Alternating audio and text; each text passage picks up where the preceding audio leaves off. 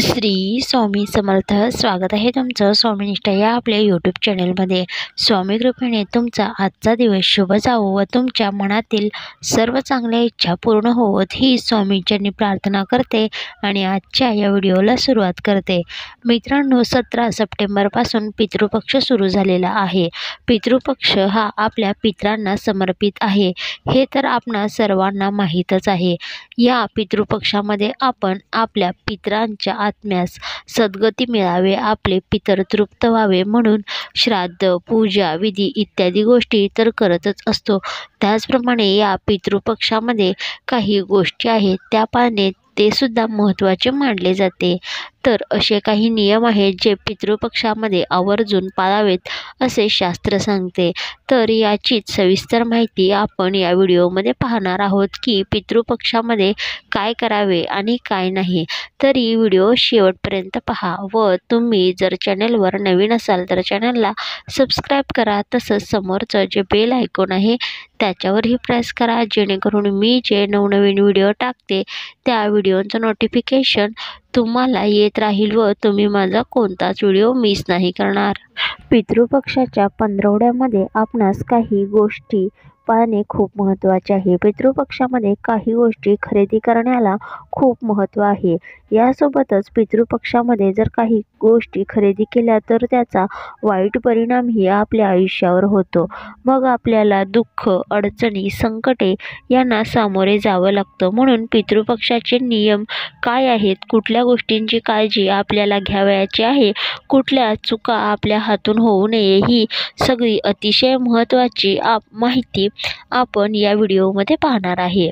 तर बघा, पितृपक्ष हा काळ अतिशय महत्त्वाचा आहे आणि गणपती बाप्पांचं विसर्जन झालेले आहे. त्यानंतर दुसऱ्या दिवसापासूनच पितृपक्ष सुरू होत असतो. आपल्या महाराष्ट्रामध्ये पितृ पंधरवड्याला खूप महत्त्व आहे. पितृपक्षामध्ये खूप गोष्टी करणे हे निषिद्ध मानले जाते. पितृपक्षामध्ये पितृ हे या पृथ्वीवर कावळ्यांच्या स्वरूपामध्ये किंवा इतर कुठल्या प्राण्यांच्या स्वरूपामध्ये कुठल्या ना कुठल्या रूपामध्ये आपल्यापर्यंत येत असतात. म्हणून या 15 दिवसांमध्ये आपल्याला काही नियम पाळायचे आहेत. तर ते कोणते ते आता आपण पाहूया. तुम्ही खूप देवदेव करता, पण जर तुम्ही पितरांचं स्मरण करून पितरांची पूजा पाठ करणे विसरत असाल तर त्या देवपूजेचा काहीच अर्थ राहत नाही. आता जाणून घेऊया पितृपक्षामध्ये काय करावे. पितृपक्षामध्ये ब्राह्मणाला अन्न, वस्त्र इत्यादींचे दान करून श्राद्ध करणे अत्यंत शुभ मानले जाते. श्राद्ध पक्षातील गायी, कावळे, कुत्रे आणि मुंग्यांना अन्न देणं सुद्धा अत्यंत लाभदायक मानले जाते. या काळामध्ये ब्रह्मचर्याचे पालन करावे असे शास्त्र सांगते. ज्या लोकांच्या कुंडलीमध्ये पितृदोष आहे त्यांनी या काळामध्ये गया, उज्जैन आणि इतर धार्मिक स्थळावर पिंडदान करावे असेही सांगितले जाते. तसेच ज्या लोकांना प्रखर पितृदोष आहे असे सांगितलेले आहे त्यांनी या काळामध्ये नारायण नागबली हा विधी सुद्धा केला तर तो अत्यंत प्रभावी व शीघ्र फलदायी ठरतो. ज्यांना खूप प्रखर पितृदोष असतो त्यांनी हा विधी करावयाचा आहे आणि ज्यांना काही प्रमाणात पितृदोष आहे त्यांनी श्राद्ध, तर्पण असे छोटे मोठे उपाय केले तरीही त्यांना काहीही कोणतीही अडचण येत नाही. तर ही जी माहिती आहे की पितृदोष प्रखर आहे की कमी प्रमाणात आहे हे तुम्हाला जे कुंडलीचा अभ्यास करतात आणि कुंडलीशास्त्र जाणतात ते व्यवस्थितपणे माहिती समजावून सांगतात. त्यामुळे तुम्ही योग्य ज्योतिषाचा सल्ला घेऊनच प्रखर पितृदोष आहे की असा पितृदोष कमी प्रमाणात पितृदोष आहे हे नक्की माहिती करून घ्या आणि त्याप्रमाणे उपाय करा. तर बघा, त्याचप्रमाणे पितृपक्षामध्ये कांदा, लसूण अशा तामसिक पदार्थांचे सेवन करू नये. या काळामध्ये लग्न, साखरपुडा यासारखी शुभ कार्य करण्यास मनाई आहे. पितृपक्षामध्ये नवीन कपडे आणि शूज खरेदी करणे टाळावे. या काळामध्ये केस कापणे, नखे कापणे आणि दाढी करणे टाळावे असे सांगितले जाते. या काळामध्ये सोने किंवा चांदी इत्यादी खरेदी करणे अशुभ मानले जाते. पितृपक्ष किंवा श्राद्ध पक्षाच्या काळात नवीन घरामध्ये प्रवेश करणे टाळा, तर ते अशुभ मानले जाते. त्याचप्रमाणे या काळामध्ये काही वस्तूंची खरेदी करण्यास सुद्धा मनाई केलेली आहे. पहिली वस्तू आहे त्यातील ती म्हणजे मोहरीचे तेल. मोहरीचे तेल हे शनिग्रहाचे प्रतीक मानले जाते आणि ते तिखट असते. याचा अर्थ पितृपक्षात ते खरेदी केल्याने शनीचा अशुभ प्रभाव पडतो. असे केल्याने संघर्ष होऊ शकतो, म्हणून पितृपक्षामध्ये मोहरीचे तेल खरेदी करू नये. पुढची जी वस्तू आहे ती म्हणजे झाडू. धार्मिक मान्यतेनुसार झाडू हे देवी लक्ष्मींचे प्रतीक आहे. पितृपक्षात झाडू खरेदी केल्याने धनहानी होऊ शकते, कारण हा काळ शुभ मानला जात नाही. पुढची जी वस्तू आहे ती म्हणजे मीठ. तर खडे मीठ असो पांढरे मीठ असो ते या पितृपक्षामध्ये खरेदी केले जात नाही. मीठ हे लक्ष्मीचे स्वरूप मानले जाते. याशिवाय ते शुभ प्रसंगी आणि शुभ दिवशी खरेदी केली जाते, म्हणून पितृपक्षाच्या काळात ते खरेदी करू नये. मात्र या वस्तू स्वतःच्या वापरासाठी खरेदी करू नये.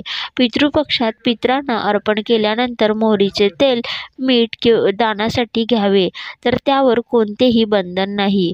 नवी कपडे खरेदी करावी का? तर पितृपक्षामध्ये नवीन कपडे खरेदी करणे वर्ज्य मानले जाते, कारण पितृपक्षाच्या काळात पितरांना वस्त्र दान केले जाते. यावेळी अन्न आणि वस्त्र दान केल्याने पितर प्रसन्न होतात आणि त्या व्यक्तीला समृद्धीचा आशीर्वाद देतात. त्याचप्रमाणे पितृपक्षामध्ये सर्वप्रथम आपल्या पूर्वजांचे स्मरण करावे व त्यांचे आभार मानावे. जर तुम्ही पितृपक्षात तुमच्या पूर्वजांना तर्पण अर्पण केले तर तुम्हाला या पक्षात ब्रह्मचर्याच्या नियमांचे पालन करावे लागेल. पितरांना पिंडदान करताना काळे तीळ, फुले, दूध, कुश, गवत पाण्यात मिसळून त्यांना अर्पण करा. कुश वापरल्याने पितर लवकर तृप्त होतात. पितृपक्षात दररोज स्नानाच्या वेळी पूर्वजांना जल अर्पण करावे, त्यामुळे त्यांचा आत्मा तृप्त होऊन ते आशीर्वाद देतात.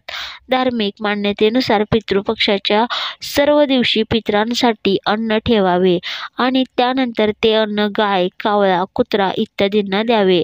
असे मानले जाते की ते त्यांच्याद्वारे हे अन्न पूर्वजांपर्यंत पोहोचते. पूर्वजांचे श्राद्ध हे सकाळी 11:30 ते 2:30 या वेळेतच करावे. दुपारी रोहिणी आणि कुतुब मुहूर्त हे श्राद्धासाठी उत्तम मानले जातात. पितृपक्षामध्ये पूर्वजांची देवता अर्यमालाला जल अर्पण करावे. ती आनंदी असते तेव्हा सर्व पूर्वजही आनंदी आणि समाधानी होतात असे मानले जाते. त्याचप्रमाणे या काळात घरातील वडीलधाऱ्यांचा आणि पूर्वजांचा अपमान करू नका, पितृदोष होऊ शकतो. पितृपक्षात स्नानाच्या वेळी तेल, उटणे इत्यादींचा वापर करण्यास मनाई आहे. तर मित्रांनो, ही झाली पितृपक्षामध्ये काय करावे, काय करू नये, कोणत्या वस्तूंची खरेदी करावी, खरेदी करू नये आणि त्याचे काय शुभाशुभात परिणाम होतात. तर आपल्या चॅनलवर मी अशाच प्रकारचे सण, वार, व्रत, वैकल्य, उपाय, तोडगे यांची माहिती देत असते. तर अजूनही चॅनलला सबस्क्राईब केले नसेल तर चॅनलला सबस्क्राईब करा, व्हिडिओला लाईक करा. तर भेटूया अशाच एका नवीन व्हिडिओसोबत. तोपर्यंत झालेली सेवा. श्री स्वामी समर्थ. महाराजांच्या चरणी रुजू. श्री स्वामी समर्थ.